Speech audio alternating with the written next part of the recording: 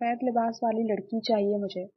تو چیزاؤں کی اس لمبی قطار میں صفوان کی نگاہیں کانپتی ہوئی محمل پر اٹکیں جو ہر ممکن عزت بچانے کی کوشش کر رہی تھی۔ اس کا سوتیلا باپ پہلے ہی اس کو کوٹھے پر بیچ کر رسوا کر چکا تھا۔ میں نہیں جاؤں گی اس کے ساتھ۔ عورتوں نے زبردستی اس کو گھسیٹنا چاہا تو وہ صفوان کے قدموں میں گری تھی۔ صاحب، خدارا مجھے رسوا نہ کریں، مجھے یہاں زبردستی بھیجا گیا ہے۔ میرا شوہر، وہ بیچارہ مجھے ڈھونڈ رہا ہوگا۔ اسے اپنے قدموں میں گرا دیکھ صفوان کی آنکھیں سرخ پڑیں۔ دونوں بازوؤں سے جکڑ کر اس نے محمل کو اپنے مقابل کیا تھا۔ تو پھر خوش ہو جاؤ، کیونکہ اس بیچاری کی تلاش اب ختم ہوئی۔ وہ مطلب نہیں سمجھ پائی تھی اس شخص کا، بس اس کے سرد الفاظ محمل کی ریڑھ کی ہڈی میں سنسناہٹ بن کر دوڑے تھے۔ صفوان گردیزی وہاں داخل ہوا تھا تو ہر کسی نے اپنا سانس روکے اسے اندر آتے دیکھا۔ وہ جس قدر وجاہت سے بھرپور انسان تھا، وہاں موجود ہر ایک دوشیزہ، یہاں تک کہ آدمی تک، ایک نظر پلٹ کر اسے دیکھنے پر مجبور ہو چکے تھے۔ سیاہ رنگ کے کاٹن کے سوٹ میں ملبوس، کریمی شال کندھے پر ڈالے ہوئے، وہ قدم قدم چلتے ہی اندر داخل ہوا تھا، جہاں دوشیزائیں میک اپ سے بھرے ہوئے چہرے کے ساتھ چمکیلے کپڑے پہنے راستے میں آنکھیں بچھائے اسے آتا ہی دیکھ رہی تھیں۔ یہ زندگی میں پہلی مرتبہ تھا جب وہ ایسی کسی جگہ پر آیا تھا۔ اس کی آنکھیں بے تحاشا سرخ پڑ رہی تھیں، مگر اسے ضبط کرنا ہی تھا۔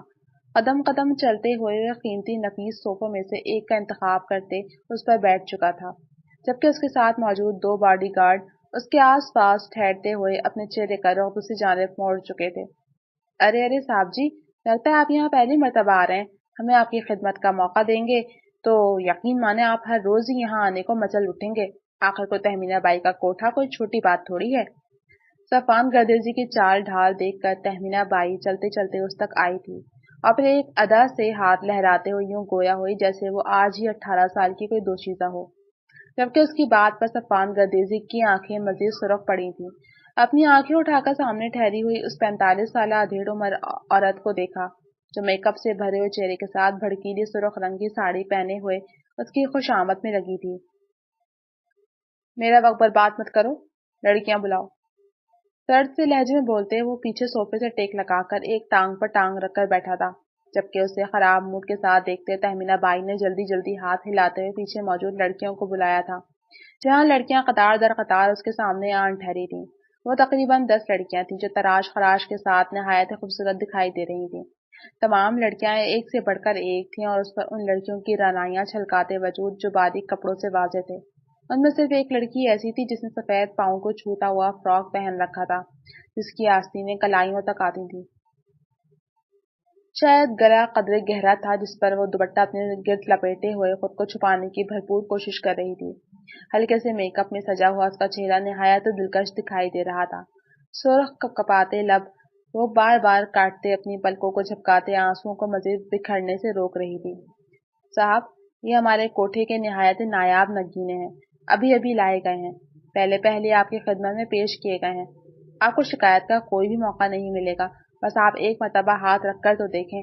وہ لڑکی سمجھیں آپ کی ہوئی، نہایت ہی بدصورت انداز میں مسکرا کر کہتی تہمینہ بائی نے سامنے کھڑی ہوئی لڑکیوں پر ایک نگاہ ڈالی تھی، جن میں صرف وہی تھی جو لرزتی کانپتی ہوئی اپنے قدموں کو پیچھے کیے ان سے چھپنے کی کوشش کر رہی تھی، بس تمام محفل میں سب سے الگ محسوس ہو رہی تھی۔ تم لوگ باہر نکلو۔ اپنے پیچھے موجود 2 باڈی گارڈ کو باہر جانے کا اشارہ کرتے وہ گویا ہوا، جس پر اس کا حکم بجا لاتے وہ دونوں وہاں سے باہر کی جانب بڑھ گئے تھے۔ جی صاحب، آپ کو کون سی والی لڑکی پسند ہے؟ خوش آمد بھرے انداز میں کہتے تہمینہ بائی نے اسے دیکھا، جبکہ وہ اپنے لب بھینچے ایک ہی لڑکی پر نگاہ ٹکائے ہوئے اسے دیکھ رہا تھا۔ سفید لباس والی لڑکی چاہیے مجھے۔ دو چیزاؤں کی اس لمبی قطار میں صفوان کی نگاہیں کانپتی ہوئی محمل پر اٹکیں جو ہر ممکن طریقے سے اپنی عزت بچانے کی کوشش کر رہی تھی۔ اس کا سوتیلا باپ پہلے ہی اس کو کوٹھے پر بیچ کر رسوا کر چکا تھا۔ مجھے وہی لڑکی چاہیے، قیمت جو آپ کہیں گی میں وہ ادا کرنے کے لیے تیار ہوں۔ سرد سے لہجے میں بولتے اس کی نگاہیں سامنے ٹھہری ہوئی کپکپاتی ٹانگیں لیے محمل پر ہی ٹکی ہوئی تھیں، جبکہ محمل اس کی بات پر جی جان سے لرزتے اپنے قدم پیچھے ہٹا گئی تھی، اپنا سر نفی میں ہلاتے ہوئے بڑی بڑی پھیلی ہوئی آنکھوں کے ساتھ بس رو دینے کو تھی جب کسی نے اسے بازو سے پکڑ کر آگے کی جانب کھینچا تھا۔ لڑکھڑاتے قدموں کے ساتھ 2 قدم آگے بڑھتی وہ اس کی نگاہ میں آئی تھی۔ میں نہیں جاؤں گی اس کے ساتھ۔ عورتوں نے زبردستی اس کو گھسیٹنا چاہا تو وہ لڑکھڑاتے قدموں کے ساتھ چند قدم آگے بڑھتے صفوان کے قدموں میں گری تھی۔ صاحب خدارا مجھے رسوا نہ کریں، جو یہاں زبردستی بھیجا گیا ہے۔ میرا شوہر، وہ بیچارہ مجھے ڈھونڈ رہا ہوگا۔ صفان گردیزی کے قدموں میں گرنا تھا کہ وہ آگے بڑھتے اس کے پاؤں پر ہاتھ رکھ چکی تھی۔ بہتی ہوئی آنکھوں کے ساتھ اپنی نگاہوں کو اس کے پاؤں پر جمائے وہ نہایت دل گرفتہ انداز میں گویا ہوئی۔ اسے اپنے قدموں میں گرا دیکھ صفان کی آنکھیں سرخ پڑیں۔ دونوں بازوؤں سے جکڑ کر اس نے محمل کو اپنے مقابل کیا تھا۔ تو پھر خوش ہو جاؤ، کیونکہ اس بیچارے کی تلاش اب ختم ہوئی۔ وہ مطلب نہیں سمجھ پائی تھی اس شخص کا، بس اس کے ساتھ الفاظ محمل کی ریڑھ کی ہڈی میں سنسناہٹ بن کر دوڑے تھے۔ مسٹر گردیزی، اس لڑکی کے میں پورے 5 کروڑ لوں گی۔ اپنی ٹھوری کو جا کر کہتی تو امینا بائی نے ان دونوں کی جانب دیکھا جو ایک دوسرے کی آنکھوں میں دیکھے چلے جا رہے تھے، جبکہ اس کا طرز تخاطب سننا تھا کہ محمل نے ایک جھٹکے سے سامنے بیٹھے صفان کا چہرہ دیکھا۔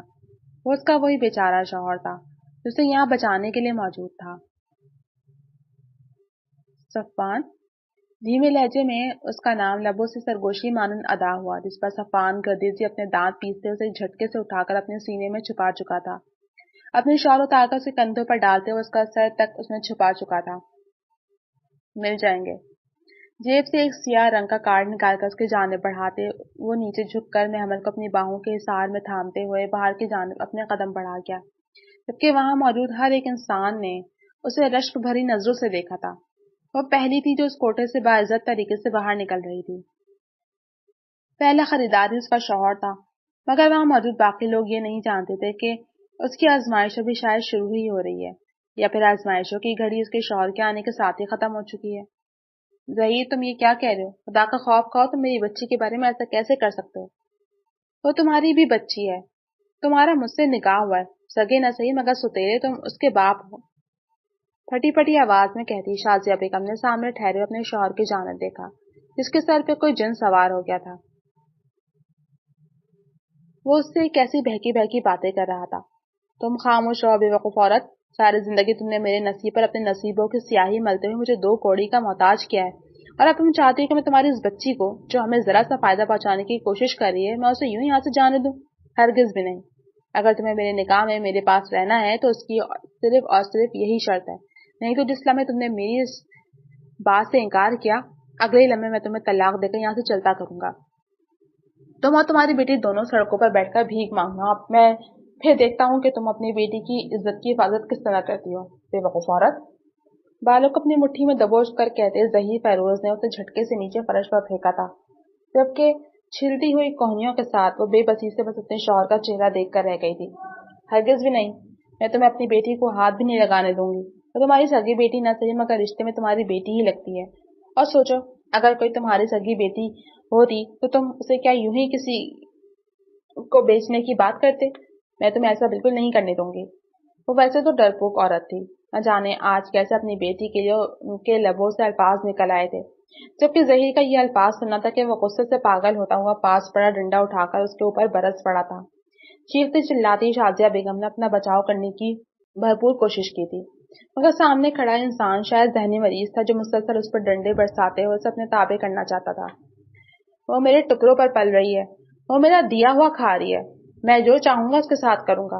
تم تو کیا اس دنیا میں کوئی موجود انسان مجھے یہ کرنے سے روک نہیں سکتا۔ کل شمس آ رہا ہے اور وہ محمل کو دیکھ کر جائے گا، اگر اسے محمل پسند آئی تو میں کل ہی اسے شمس کے ساتھ چلتا کروں گا، اور اس کے بدلے اگر مجھے کچھ رقم ملتی ہے تو اس میں کیا برائی ہے؟ میں وہی کروں گا جو مجھے چاہیے، کیونکہ میں تمہاری اور تمہاری بیٹی کی بدصورت شکلیں دیکھتے ہوئے تنگ آ چکا ہوں، میں اس غریبی سے تنگ آ چکا ہوں، یہ سب تمہارا نصیب ہے، بے وقوف عورت۔ چیختے ہوئے لہجے میں بولتے وہ ڈنڈا ایک طرف پھینکتے زور زور سے سانس لیتے گویا ہوئے تھے، جبکہ شازیہ بیگم بے بسی سے اپنا چہرہ فرش پر ٹکائے انہیں دیکھ رہی تھی۔ وہ ایک درندہ صفت انسان تھا، اسے اپنے اور پرائے کا لحاظ بھی نہیں تھا۔ وہ ان کی بیٹی کے بارے میں ایسا کیسے سوچ سکتا تھا؟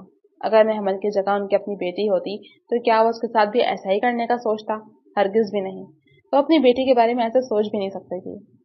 انہوں نے اس بار ٹھان لیا تھا اگر اس خبیث انسان سے انہیں طلاق بھی لینی پڑی تو وہ لے لیں گی، مگر محمل کو کبھی بھی کسی غلط ہاتھوں میں نہیں جانے دیں گی۔ وہ جانتی تھی کہ جن بیٹیوں کے بدلے پیسہ لیا جاتا ہے وہاں بیٹیاں بیائی نہیں بلکہ بیچی جاتی ہیں، اور وہ اپنی بیٹی کے ساتھ ایسا ہوتے ہوئے بالکل بھی نہیں دیکھ سکتی تھی۔ ایک عزم کے ساتھ سوچتی وہ ظہیر کو کمرے سے اور پھر گھر سے باہر نکلتے ہوئے دیکھ کر چور چور ہوتے وجود کے ساتھ اٹھ بیٹھی تھی۔ جوڑ جوڑ دکھ رہا تھا، مگر انہیں اپنی بیٹی کے لیے کوئی تدبیر سوچنی تھی۔ وہ یوں اپنی بیٹی کو شیطان لوگوں کے ہاتھوں میں جاتا ہوا نہیں دیکھ سکتی تھی۔ عائشہ، مجھے تمہاری بے حد ضرورت ہے، میری بہن، خدا کے لیے مجھے بچا لو، نہیں تو میں مر جاؤں گی۔ بے بسی سے پھوٹ پھوٹ کر کہتی وہ موبائل فون پر اپنی گرپ مضبوط کیے ہوئے گھر کے کسی کونے میں بیٹھی آہستہ آواز میں گویا ہوئی تھی کہ کہیں ان کے رونے اور باتیں کرنے کی آواز ظہیر کے کانوں تک نہ پڑ جائے اور وہ پھر سے اسے برس نہ پڑے، جبکہ فون کے دوسری جانب موجود عائشہ نے بوکھلاتے اس کی آواز کو سنا تھا۔ کیا ہو گیا عائشہ؟ کیا ہو گیا شازیہ؟ تم تو ہمیشہ سے صابر عورت رہی ہو، کیا ہو گیا ہے؟ کوئی پریشانی ہے؟ کسی بات کی کوئی تنگی ہے؟ مجھے بتاؤ، میں تمہاری بہن تمہارا ساتھ ضرور دوں گی۔ عائشہ کی بھرائی ہوئی آواز سے بے ساختہ ان کی آنکھیں مزید نم ہوئی تھیں، تبھی ہچکیاں بند ہو چکی تھیں، ٹھہر ٹھہر کر انہوں نے سانس لی تھی۔ محمل، اس سے بچا لو، تو تمہاری بیٹی ہے، میں نے ہمیشہ اسے تمہارے بیٹے کے ساتھ سوچا ہے، اسے یہاں سے لے جاؤ، اگر وہ یہاں پر رہی تو میں اس کی مزید حفاظت نہیں کر پاؤں گی۔ انہوں نے ایک نظر اپنے زخموں سے چور ہوئے وجود پر ڈالی تھی، تو جانتی تھی کہ جتنی ان کی ہڈیاں ٹوٹ چکی ہیں وہ بمشکل ٹھیک ہو سکیں گی۔ 2 ماہ پہلے ظہیر نے انہیں اس قدر مارا تھا کہ ان کی ٹانگ کی ہڈی ٹوٹ گئی تھی، اور بروقت علاج نہ ہونے پر اب وہ بڑی مشکل سے سہارے کے ساتھ چل سکتی تھی۔ وہ خود تو ایسی زندگی گزار ہی رہی تھی، وہ نہیں چاہتی تھی کہ محمل کی زندگی بھی یوں ہی ہو۔ تم جانتی ہو، تم ہر ایک بات جانتی ہو میری پیاری بہن، اگر میرے ہاتھ میں ہوتا تو میں کبھی بھی تمہیں اس خبیث انسان کے ساتھ رخصت ہونے نہیں دیتی۔ صدیق بھائی کے جانے کے بعد اگر میرا بس چلتا تو میں تمہیں اپنے پاس روک لیتی، مگر میں خود مجبور تھی، لیکن اب اور نہیں۔ محمد کو میں کسی بھی غلط ہاتھوں میں جانے نہیں دوں گی۔ میں بس اپنے بیٹے کو لے کر آ رہی ہوں، تم نکاح کی تیاریاں کرو۔ میرا بیٹا یہاں اس گاؤں کا سردار ہے، وہ اپنی بیوی کی حفاظت کرنا بہت اچھے سے جانتا ہے، اگر تم چاہو تو وہ تمہیں بھی وہاں سے نکال لائے گا، بس تم ایک مرتبہ کہو۔ جذبات سے بھرپور لہجے میں کہتے عائشہ بیگم نے اپنے ہاتھوں کی گرفت موبائل پر مضبوط کی تھی، جبکہ دوسری جانب موجود شازیہ بیگم نے گرتے ہوئے آنسوؤں کے ساتھ اپنے منہ پر ہاتھ رکھتے آوازوں کو دبایا تھا۔ نہیں عائشہ، میں ٹھیک ہوں، بس میں محمل کے لیے پریشان ہوں، تو ایک مرتبہ اسے اپنے ساتھ لے جاؤ، اسے اپنی مضبوط چھاؤں میں رکھو، جہاں اس کی عزت پر کوئی حرف نہ آئے، جہاں وہ خوش رہ سکے، میرے لیے اتنا ہی کافی ہے۔ میری بچی کو میں ایک ذمہ دار ہاتھ میں سونپنا چاہتی ہوں، جہاں اس کی عزت اور اس کی خوشیوں کی پرواہ کی جائے۔ میں تمہاری منتظر رہوں گی، فکرمند لہجے میں بولتی شازیہ بیگم نے دوسری جانب سے مطمئن آواز سنتے فون رکھا تھا، جبکہ فون کو پھر سے اس کی جگہ پر رکھ کر اپنی کمر پیچھے دیوار کے ساتھ ٹکاتی وہ اپنی آنکھیں بند کر چکی تھی۔ ٹانگ میں بے تحاشا درد پھر سے اٹھتا ہوا محسوس ہو رہا تھا کہ نئے پڑے ہوئے زخموں نے اسے مزید خراب کر دیا تھا، مگر انہیں پرواہ ہی کب تھی۔ 5 سال پہلے جب ان کے شوہر کی وفات کے بعد ان کے بھائی نے اپنی بیوی کے کہنے پر ان کی شادی اپنے سے بڑی عمر کے شخص سے کرائی تھی، تو انہیں لگا تھا کہ زندگی میں اور کچھ نہیں مگر سامنے موجود انسان انہیں عزت تو دے گا، مگر ظہیر فیروز کو دیکھ کر ان کی تمام خواہشات دم توڑ چکی تھیں، ان کی آخری امید بھی انہیں دیکھ کر ختم ہو گئی تھی۔ جب تک بات ان کے وجود پر آتی تھی تو وہ برداشت کر لیتی تھیں، وہ کسی بھی حال میں اپنے بھائی اور بہن کو پریشان نہیں کرنا چاہتی تھی، مگر اب معاملہ ان کے ہاتھ سے نکل چکا تھا، اب معاملہ محمل کا تھا اور وہ اس معاملے میں خاموش نہیں رہ سکتی تھی۔ محمل، میری پیاری بچی، میں تمہارے لیے بے حد خوش ہوں، میں چاہتی ہوں کہ بس تم جلد از جلد اپنے گھر کی ہو جاؤ، تمہاری یہ بیمار ماں تمہارے لیے بس اتنا ہی کر سکتی ہے۔ مسکرا کر محمل کے چہرے کو دیکھ کر کہتی وہ بے بسی سے بس اپنی ماں کو دیکھ کر رہ گئی تھی، جو بستر پر دراز بس اسے دیکھ رہی تھی۔ ماں کو نہ بھی نہیں کر سکتی تھی، جبکہ اپنے شوہر کے بارے میں کچھ بھی نہیں جانتی تھی کہ وہ کون تھا، کیسا تھا، اس کے بارے میں اس کے کیا خیالات تھے۔ وہ بس جانتی تھی تو اتنا کہ اس کی ماں اس کی جلد سے جلد شادی کرنا چاہتی ہیں۔ امی، آپ فکر مت کریں، آپ جیسے چاہیں گی ویسا ہی ہوگا۔ اگر آپ چاہتی ہیں کہ میں ان سے نکاح کر لوں تو میں کر لوں گی، مجھے کوئی اعتراض نہیں، بس آپ جلد از جلد ٹھیک ہو جائیں۔ نرمی سے شازیہ بیگم کا ہاتھ تھام کر لبوں سے لگاتی وہ ہلکا سا مسکرائی تھی، جس پر شازیہ بیگم نے بے اختیار اس کے گال کی نرمی کو محسوس کرتے اپنی آنکھوں کو بند کیا تھا۔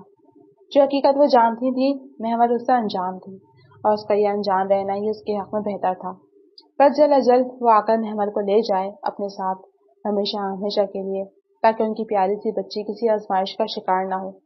انہوں نے محمد کو ہر ایک سے چھپا کر رکھا تھا، اپنے اس بدنام محلے میں وہ اپنی بیٹی کو باہر نکالنے کی روادار تک نہیں تھی، تبھی محمد کی صورت سے بھی ہر کوئی لا علم تھا، مگر آخر کب تک؟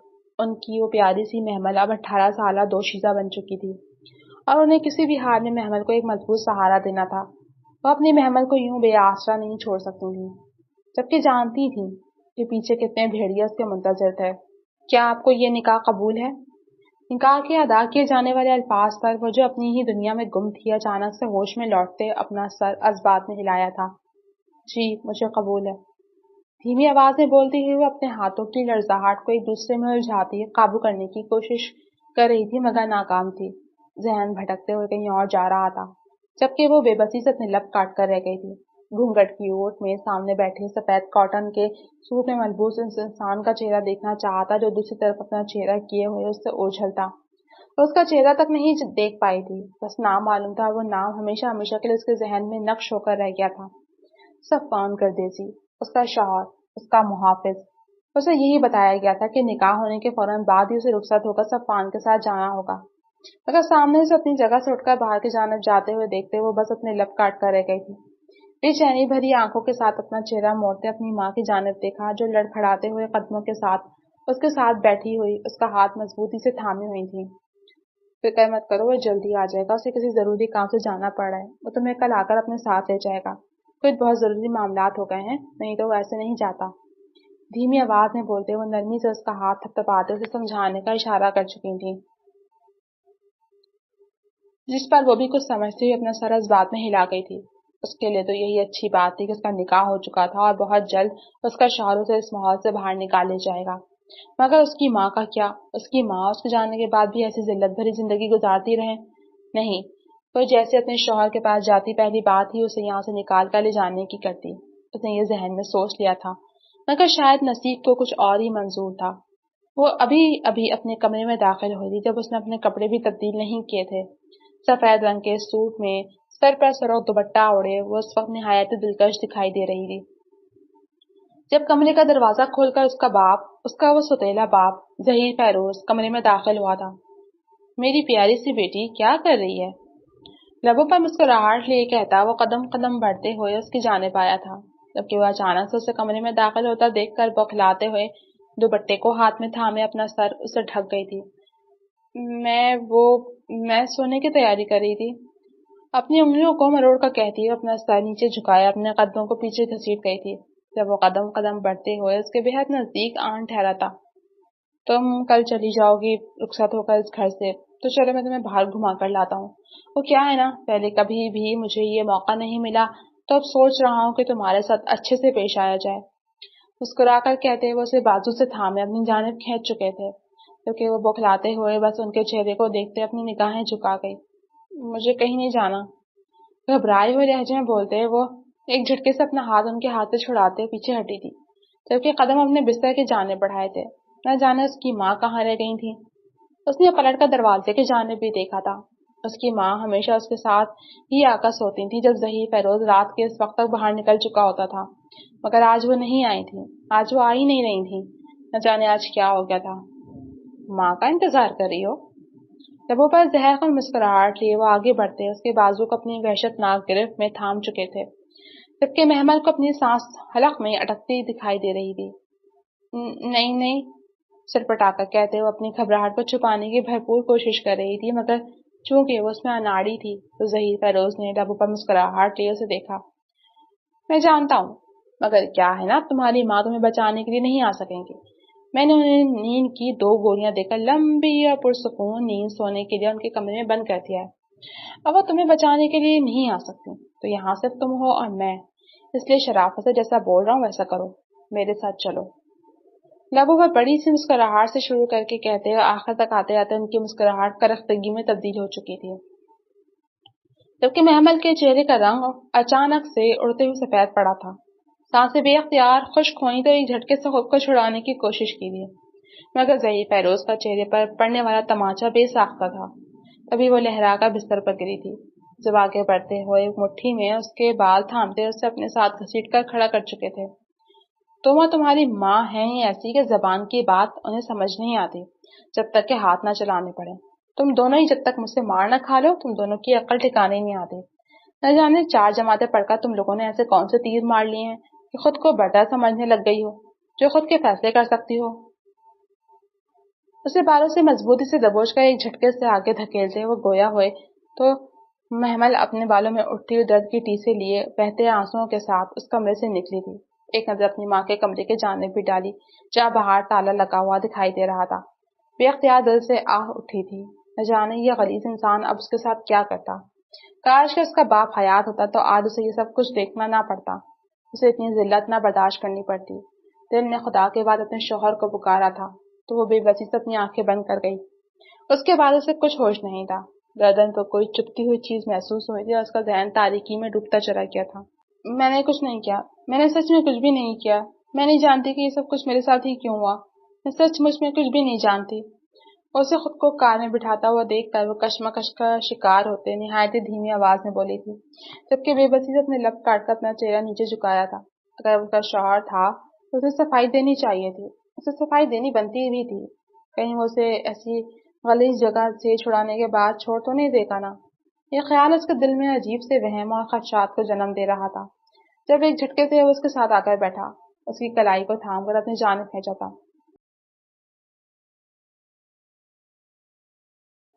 مسز صفان گردیسی، اگر نہیں چاہتی ہوں کہ میں کسی بھی طرح کی مزید سختی کروں تو خاموش رہوں، کیونکہ تمہاری یہ پٹر پٹر چلتی ہوئی زبان مجھے مجبور کر رہی ہے کہ میں تمہارے ساتھ وہ کروں جو میں کرنا نہیں چاہتا۔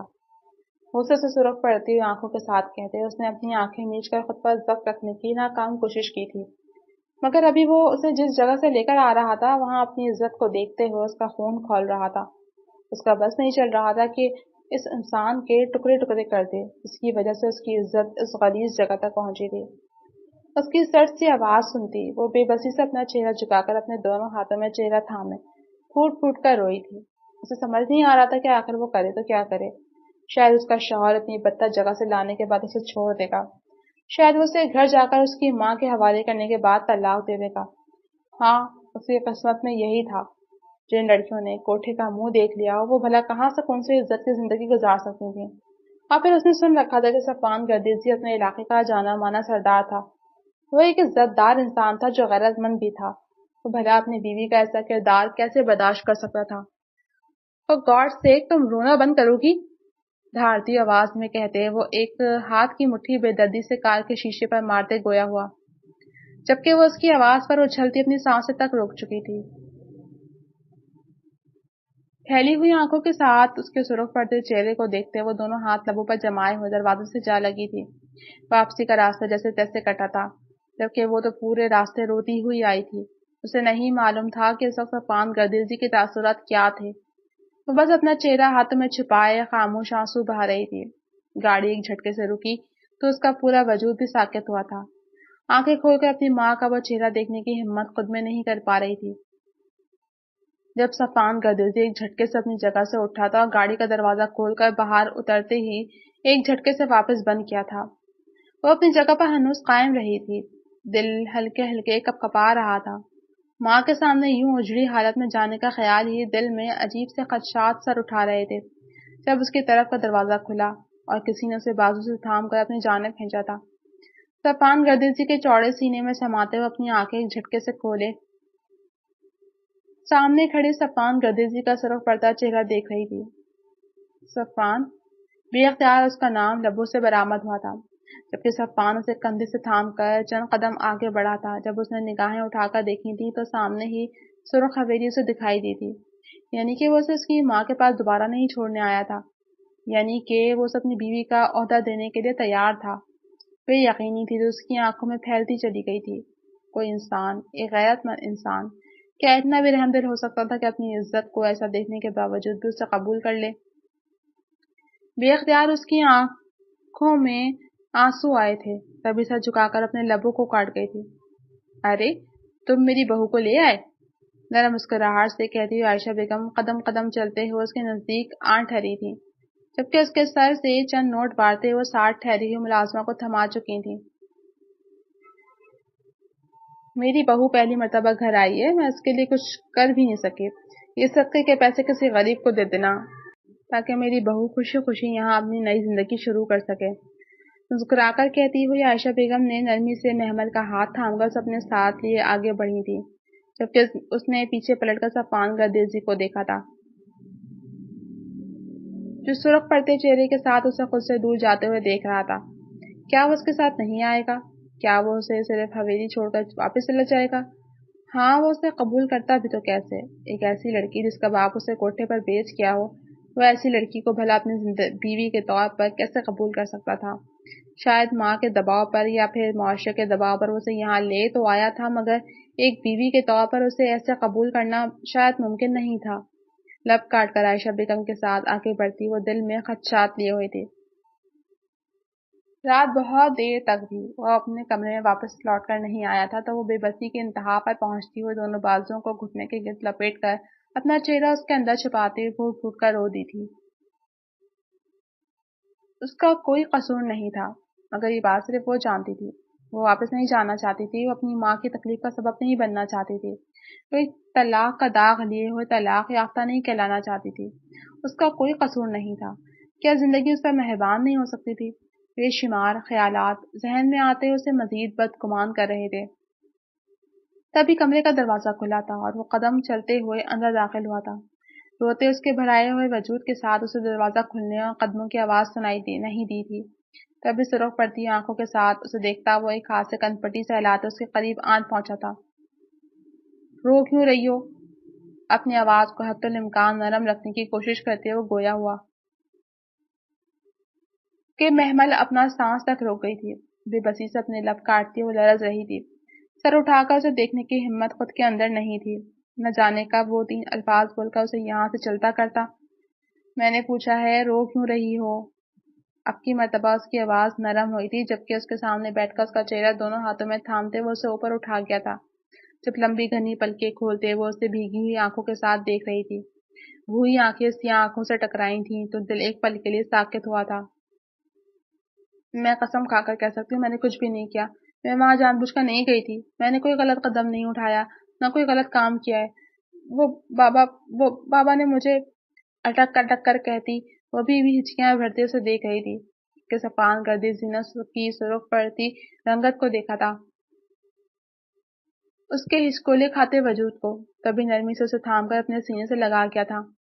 کیا میں نے تم سے کسی بھی بات کی وضاحت مانگی ہے؟ مجھے تمہارے بارے میں کچھ بھی نہیں جاننا۔ میں صرف اور صرف اتنا جانتا ہوں کہ تم اس وقت میری بیوی ہو اور میرے نکاح میں موجود ہو، جو کہ میرے لیے کافی ہے، جو کہ تمہیں اس کمرے میں میری عزت بنا کر رکھنے کے لیے کافی ہے۔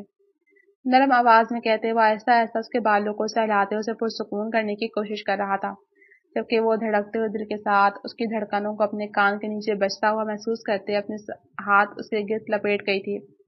مجھے طلاق مت دیجیے گا، مجھے طلاق نہیں چاہیے، آپ پلیز مجھے چھوڑیے گا مت، آپ جیسا کہیں گے میں ویسے ہی کروں گی، مجھے بس یہاں سے کہیں نہیں جانا۔ بے بسی سے کہتی وہ اپنے لب کاٹ کر اپنا چہرہ مزید اس کے سینے میں چھپا چکی تھی، جبکہ اس کی بات پر صفان گردی زینت گہرا سانس بھرا تھا۔ میں ایسا کچھ بھی کرنے کا ارادہ نہیں رکھتا۔ تم میری بیوی ہو، میرے لیے تمہاری بہت اہمیت ہے، تمہارے کردار کی گواہی میں آنکھیں بند کر کے بھی دے سکتا ہوں، تمہیں فکر مند ہونے کی ضرورت نہیں ہے۔ دھیمے لہجے میں بولتے وہ جھک کر اس کے بالوں پر اپنے لب رکھ گیا، جبکہ پہلی مرتبہ محمل نے سکون کا گہرا سانس لیا تھا۔ ہاں اسے سکون مل چکا تھا، اس کا شوہر اسے چھوڑنے والا نہیں تھا، زندگی اب قدرے آسان ہو سکتی تھی۔ ہلکے پھلکے انداز میں وہ کپڑے تبدیل کر کے کمرے میں داخل ہوئی تھی تو صفان بستر پر دراز لیمپ کی مدھم روشنی میں اسے آتا ہوا دیکھ رہا تھا۔ جب چل کر اس کے نہایت قریب آ کر بیٹھتے وہ کمبل تھام کر اسے اپنی ٹانگوں تک کھینچ چکی تھی۔ تم اتنی نروس کیوں ہو رہی ہو؟ ذرا مسکراہٹ ابو پر سجا کر اس کا ہاتھ تھام کر گویا ہوا، جبکہ سٹپٹاتے ہوئے اپنا چہرہ پھیر چکی تھی۔ نہیں ایسی تو کوئی بات نہیں ہے، دھیمی آواز میں بولتے ہوئے اپنے لبوں کو کاٹتے اپنے ہاتھ پر اس کی سانسوں کی حدت کو اچھے سے محسوس کر سکتی تھی۔ تبھی نرمی سے اپنا ہاتھ کھینچنا چاہا تھا جب وہ اتنی تیزی سے اس کا ہاتھ کھینچ کر اسے اپنے حصار میں لے چکا تھا۔ اس کا سر اپنے سینے سے لگا کر اپنے دونوں بازو اس کے گرد باندھتے ہوئے وہ گہرا سانس بھر کر اپنی آنکھیں بند کر چکا تھا، جبکہ وہ اس کی اس حرکت پر دنگ سی اسے دیکھ کر رہ گئی تھی۔ کیا اس نے محمل کو اپنی بیوی قبول نہیں کیا تھا، یا پھر وہ اس سے اپنا رشتہ شروع نہیں کرنا چاہتا تھا؟ ایک خیال ذہن میں ابھرا تھا، تبھی وہ اپنا چہرہ اٹھا کر اس کا چہرہ دیکھ رہی تھی۔ کچھ کہنا ہے؟ نرمی سے بولتے وہ جھک کر اس کی ٹھوری کو چوم گیا، جس سے بے اختیار اپنا سر نفی میں ہلاتے اپنا سر دوبارہ اس کے سینے پر رکھتے آنکھیں بند کر چکی تھی۔ اگلے دن اس کی آنکھ صبح ہی کھل گئی، جب وہ پورے حق سے اس کے سینے پر اپنا وجود منتقل کیے ہوئے پرسکون سو رہی تھی۔ راتوں سے اپنی باہوں کے حصار میں محسوس کرتے وہ کس طرح اپنے جذبات پر قابو پا گیا تھا، یہ صرف اسے ہی معلوم تھا، یا پھر اس کے خدا کو۔ اس کی خالہ ذات تھی، بچپن میں وہ ساتھ کھیلا کرتے تھے، مگر خالہ کی دوسری جگہ شادی ہوتے وہ اس سے یوں دور ہوئی تھی کہ دکھائی نہیں دی تھی۔ بہت مرتبہ اس اپنی ماں اور بابا دونوں سے بے تحاشا ضد بھی کی تھی اس سے ملنے کی، مگر نہ جانے ایسی کون سی بات تھی کہ وہ ان سے ملنا ہی نہیں چاہتی تھی۔ اور اب جب وہ 5 سال بعد اس کے سامنے اس کی بیوی بن کر موجود تھی تو دل میں موجود اس کے لیے جذبات تبدیل ہو چکے تھے۔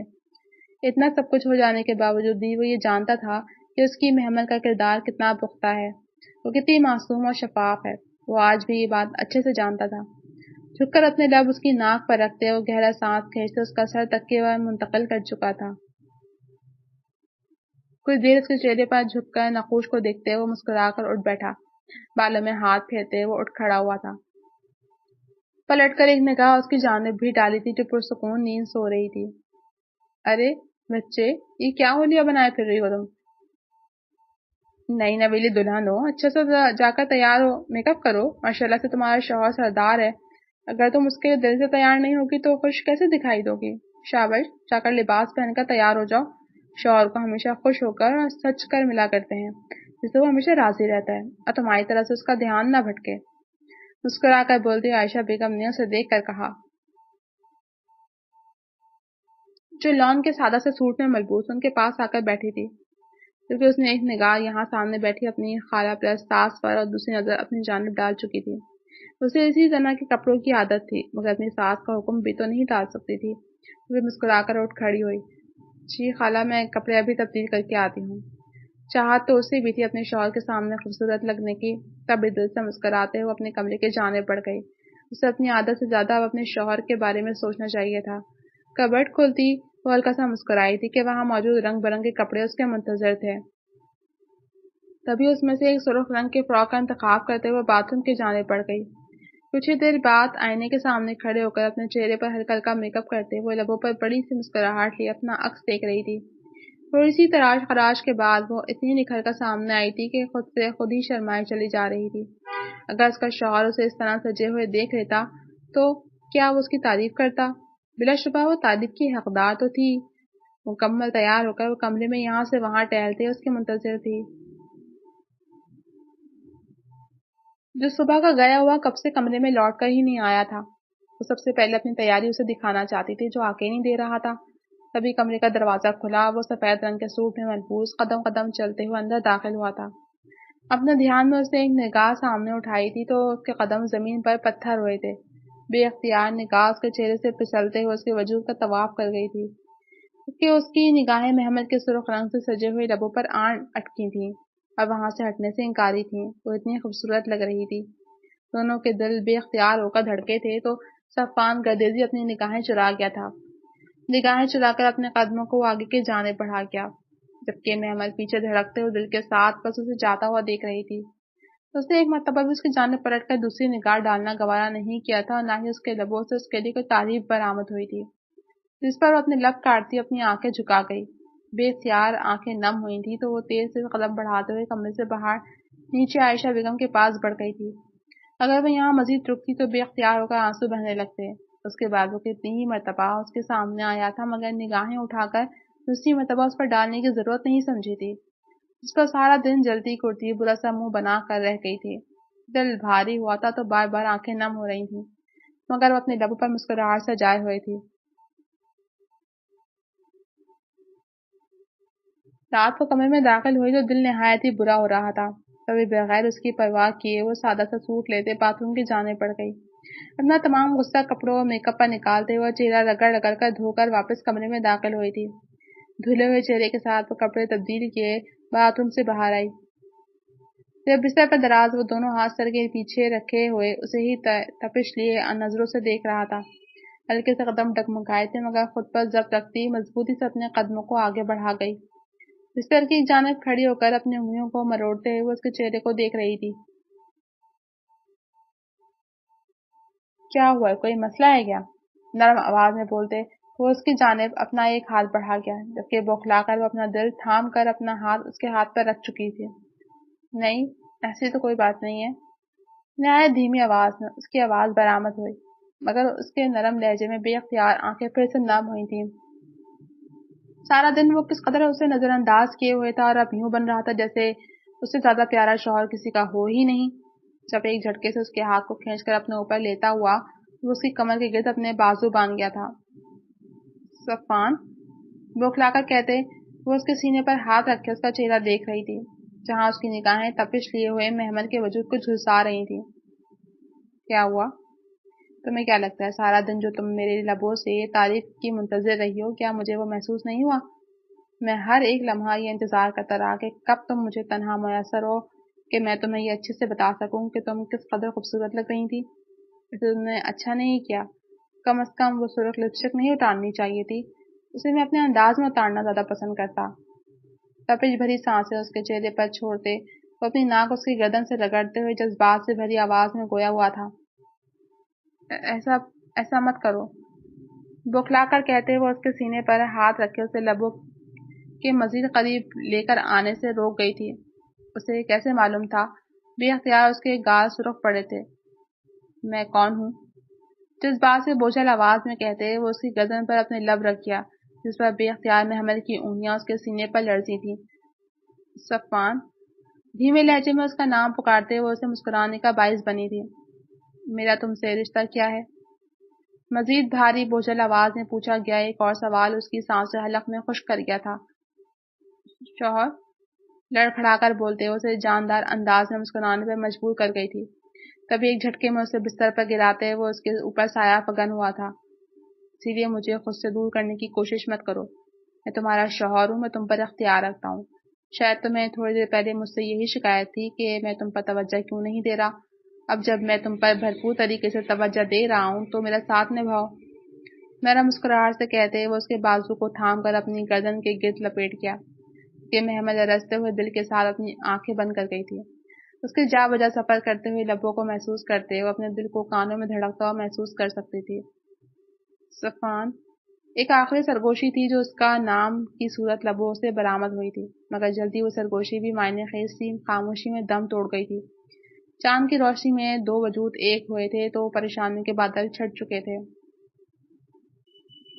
صفان مجھے امی سے ملنا ہے، کیا آپ مجھے ان سے ملانے کے لیے لے کر نہیں جا سکتے؟ نرم لہجے میں بولتی وہ صفان کا ہاتھ تھام کر نرم آواز میں کہتی اس کی امید بھری نگاہوں سے منتظر تھی، جبکہ وہ اس سے بس نگاہیں چرا کر رہ گیا تھا۔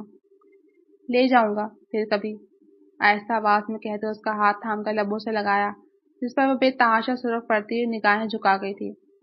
صفان اب چلے نیچے، اب خالہ انتظار کر رہی ہوں گی، ہڑبڑا کر کہتی وہ اسے دوبارہ سے رات والے موڈ میں لوٹتا ہوا دیکھ کر گویا ہوئی تھی، جبکہ وہ اسے کھینچ کر اپنے سینے پر منتقل کرتے اس کی گردن میں بازوؤں کا حصار مضبوطی سے باندھ گیا تھا۔ اپنا چہرہ اس کی گردن میں چھپا کر گہری گہری سانسیں بھرتے وہ اس کی خوشبو کو اپنی سانسوں میں اتار رہا تھا۔ میرا دل نہیں چاہ رہا، میرا دل تمہیں چھوڑنے کا بالکل بھی نہیں چاہ رہا، میرا دل چاہتا ہے کہ میں اس وقت کو یہیں پر قید کر لوں، کاش میرے سر پہ کوئی ذمہ داریاں نہ ہوتی تو میں پرسکون ہو کر یہیں ہمیشہ کے لیے رہ سکتا۔ دھیمی جذبات سے بھری آواز میں بولتے وہ اس کی گردن پر اپنے دانت کاٹتے وہاں نشان چھوڑ گیا تھا۔ صفان یہ کیا کیا آپ نے؟ اس کے سینے پر زور دے کر اپنا سر اٹھاتے وہ سرخ پڑتے چہرے کے ساتھ اپنا ہاتھ اپنی گردن پر رکھ گئی۔ کیا ہوا؟ کیا کیا؟ نرمی سے اسی جگہ پر اپنا انگوٹھا رگڑتے وہ اتنی معصومیت سے گویا ہوا تھا کہ میں اپنے دانت پیس کر رہ گئی تھی۔ اتنے معصوم مت بنے، آپ نے یہاں پر کیوں کاٹا ہے؟ یہاں پر آپ سب کو دکھائی دے گا۔ منہ بنا کر بولتی وہ نہایت ہی پیاری لگ رہی تھی۔ جب وہ جھکتے ہوئے اس کے کندھے پر بھی کاٹتے وہاں پر بھی اپنا نشان چھوڑ چکا تھا۔ اف میرے خدا صفان آپ مجھے بار بار کاٹ کیوں رہے ہیں؟ اس کی ان بے باکیوں پر گھورتی نگاہوں سے دیکھ کر بولتی وہ گردن تک سرخ پڑی تھی۔ کیونکہ تم بہت میٹھی ہو، میرا دل چاہ رہا ہے کہ میں تمہیں پورا کا پورا کھا جاؤں۔ لبوں پر شریف سے مسکراہٹ لیے وہ گویا ہوا، جبکہ اب کی مرتبہ جھک کر اس کی شہرت کو اپنا نشانہ بنانا چاہتا، جس پر وہ جلدی سے اپنا ہاتھ اس کے لبوں پر رکھ گئی تھی۔ خبردار، اب کوئی ضرورت نہیں ہے، پہلے یہاں پر آپ نشان بنا چکے ہیں، میں اب اس نشان کے ساتھ نیچے کیسے جاؤں گی؟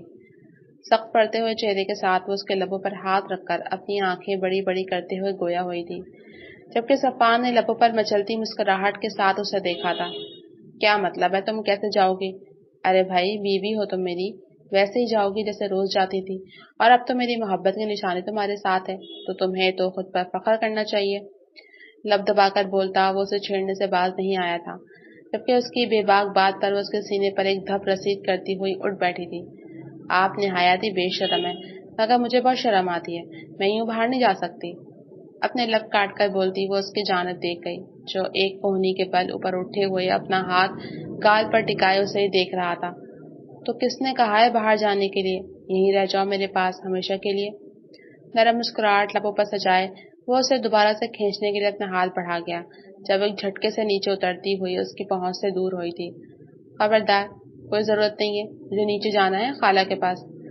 بوکھلا کر بولتی وہ سرپٹ باتھ روم میں بھاگ گئی تھی، جبکہ پیچھے وہ اپنے بالوں میں ہاتھ چلاتے ہوئے گہرا سانس بھرتے جاندار مسکراہٹ کے ساتھ مسکرایا تھا، مگر کچھ سوچتے ہوئے پل میں اس کی مسکراہٹ سمٹ چکی تھی۔ محمل میری بچی، وہ اپنے کمرے میں موجود صفان کے لیے تیار ہو رہی تھی، جب نیچے سے اونچی آواز میں چیخنے کی آواز سن کر چہرے پر الجھن بھرے تاثرات لیے سر پر دوپٹہ اچھے سے جما کر نیچے کی جانب بڑھ گئی۔ ابھی سیڑھیوں سے چند قدم نیچے بڑھائے ہی تھے جب سامنے ہی ظہیر فیروز بھاگتا ہوا آیا تھا۔ ہاں، مگر اس مرتبہ چونکانے والی بات اس کا وجود نہیں بلکہ اس کی حالت تھی۔ نہایت ہی ابتر حالت میں وہ اس وقت قابل رحم دکھائی دے رہا تھا، مگر محمل اس کی بے رحمی دیکھ چکی تھی، تبھی ابھی اس پر بالکل بھی رحم یا پھر ترس نہیں آ رہا تھا۔ میری بچی، مجھے معاف کر دو، تم ان کو بولو نا میرا کوئی قصور نہیں ہے، میں نے کچھ بھی نہیں کیا، تمہاری ماں خود بخود ہی مر گئی۔ مجھے تو لگا تھا کہ مار کھاتے کھاتے اسے عادت ہو گئی ہوگی، لیکن وہ اس دن میری مار کھانے کے بعد مر گئی۔ میں نے کچھ بھی نہیں کیا، یہ لوگ مجھے بھی مار دیں گے، ان کو کہو نا مجھے ان سے بچا لو، صفان کو کہو مجھے بخش دے۔ بے بسی سے گڑگڑاتے وہ آگے بڑھتے اس کے پاؤں تھام چکا تھا کہ محمل نے پھٹی پھٹی نگاہوں سے اپنے قدموں میں موجود اپنے سوتیلے باپ کی جانب دیکھا۔ یہ وہ کیا کہہ رہا تھا؟ اس کی ماں؟ اے خدایا، وہ اس کی ماں کے بارے میں بات کر رہا تھا۔ بے اختیار کرنٹ کھا کر وہ 2 قدم پیچھے ہوئی تھی۔ امی کہاں ہیں؟ اسے اپنی آواز کنویں سے آتی ہوئی دکھائی دی، جبکہ ظہیر فیروز نے اسے یوں دیکھا جیسے اس کا دماغ چل گیا۔ اور تمہاری ماں تو اسی دن مر گئی تھی جس دن میں تمہیں گھر سے لے کر گیا تھا۔ وہ خود بخود ہی مر گئی، میں نے ایسا کچھ بھی نہیں کیا جس سے وہ مر جائے، میں تو بس اسے تھپڑ مارا تھا، مگر وہ پیچھے ٹیبل سے جا لگی اور خون بہنے کی وجہ سے اس کا انتقال ہو گیا، مگر یہ لوگ اسے میرا خون سمجھ رہے ہیں۔ تمہارا شوہر نے پنچایت میں میرے قتل کا مطالبہ کیا ہے، مقتول کے ورثاء کی حیثیت سے اب تم ہی بتاؤ میں اسے قتل کیسے کر سکتا ہوں، میں اسے کیسے مار سکتا ہوں؟ اپنے شوہر کو تم سمجھاتی کیوں نہیں ہو کہ وہ مجھے بخش دے؟ میں نے ایسا کچھ بھی نہیں کیا، گڑ گڑا کر کہتے وہ آگے بڑھتے ایک مرتبہ پھر اس کے پاؤں تھام چکا تھا، جبکہ وہ بس یک تک اپنے ستیلے باپ کے چہرے کو دیکھ رہی تھی۔ کیا دنیا میں ایسا بھی کوئی رشتہ تھا جو اس سے بھی زیادہ گندا اور مکروہ ہو سکتا تھا؟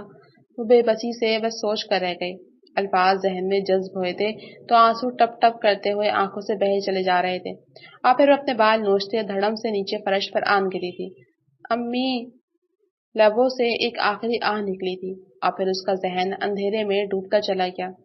حویلی میں داخل ہوتے صفان گردیزی نے جب یہ منظر دیکھا تو بھاگ کر آتے اور اس سے پہلے کہ اس کا سر فرش کو لگتا اسے اپنی باہوں کے حصار میں تھام کر اٹھا چکا تھا۔ ایک قہر بھری نظر ظہیر فیروز پر ڈالتے اس نے اپنے قدم کمرے کی جانب بڑھائے تھے۔ اس انسان کو یہاں سے باہر نکالو، اور خیال کرنا کہ آج شام یہ پنچایت میں پہنچنا چاہیے، کیونکہ اس کی موت اب میرے ہاتھوں لکھی ہے۔ میری خالہ کے قتل کے جرم میں یہ ایک قاتل ہے۔ سڑ سے اس کی آواز حویلی میں گونجی تو حویلی کے دروازے پر موجود 2 گارڈ بھاگتے ہوئے اس کی جانب آئے تھے اور اس کے چیخنے چلاتے وجود کو سختی سے دبوچے اسے حویلی سے باہر لے گئے تھے۔ بہت بہت مبارک ہو آپ کو، آپ کی مسز ماں بننے والی ہیں، مسکرا کر بولتی ڈاکٹر معائنہ کرنے کے بعد کمرے سے باہر آئی تھی اور انہیں اطلاع دیتے ہوئے باہر کی جانب بڑھ گئی، جبکہ عائشہ بیگم اور صفان گردیزی نے ایک دوسرے کی جانب دیکھا۔ پریشانی ان کے چہروں سے واضح تھی، مگر اس بات کی خوشی ہر ایک چیز پر بھاری تھی۔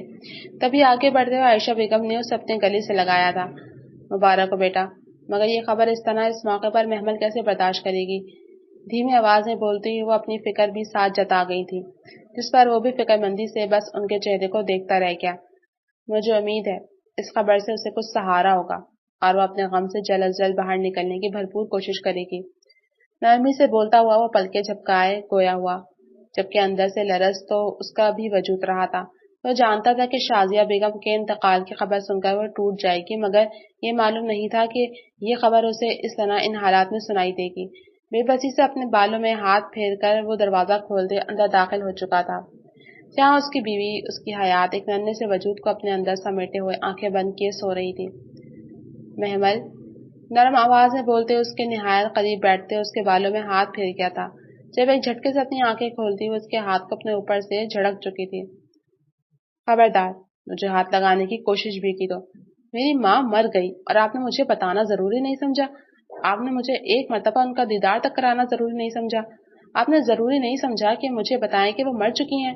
آپ ان کے قاتل کو، آپ ان کو سزا دیں یا پھر کچھ بھی کریں، وہ اب واپس لوٹ کر نہیں آئیں گی۔ آپ نے مجھے کیوں نہیں بتایا؟ ایک جھٹکے سے اٹھ کر بیٹھتے وہ اپنا چہرہ دونوں ہاتھوں میں چھپائے پھوٹ پھوٹ کر روئی تھی۔ جب صفان گردیزی نے اذیت لی آنکھوں کے ساتھ اسے دیکھا تھا اور پھر اپنی آنکھیں میچ لی تھی۔ میں جانتا تھا یہ لمحہ تمہارے لیے بے حد اذیت ناک ہے۔ میں تمہیں اس لمحے کی تکلیف سے بچا لینا چاہتا تھا۔ اس وقت تمہاری حالت ایسی نہیں تھی کہ تم یہ صدمہ برداشت کر سکتے، اور ابھی بھی تمہاری حالت ایسی نہیں ہے کہ تم سب میں جا سکو۔ تمہیں خود کو سنبھالنا ہوگا، اپنے لیے نہ صحیح اپنی اولاد کے لیے۔ میری بات سمجھنے کی کوشش کرو محمل۔ دھیمی آواز میں بولتا وہ اس کا ہاتھ تھامنے کی کوشش کرتے اس کے قریب آیا تھا۔ جب وہ اس کے سینے پر دباؤ دے کر اسے پیچھے کی جانب دھکیلتی ہوئی اپنے چہرے کا رخ موڑ چکی تھی۔ مجھے کچھ نہیں سننا، مجھے کچھ نہیں سننا۔ میری ماں مر چکی ہے، وہ دوبارہ لوٹ کر میرے پاس کبھی نہیں آئے گی۔ میری ماں مر چکی ہے، وہ اب کبھی بھی میرے پاس لوٹ کر نہیں آئیں گی، اور افسوس تو اس بات کا ہے کہ میں انہیں دیکھ بھی نہیں سکی۔ بے بسی سے کہتے ہوئے اپنے دونوں ہاتھوں سے بالوں کو جکڑتے ہوئے چیخ چیخ کر رو رہی تھی۔ بس نہیں چل رہا تھا کہ رو رو کر اپنی حالت بگاڑ لے، جبکہ وہ آگے بڑھتے اسے تھام کر اپنے وجود میں سمیٹ چکا تھا۔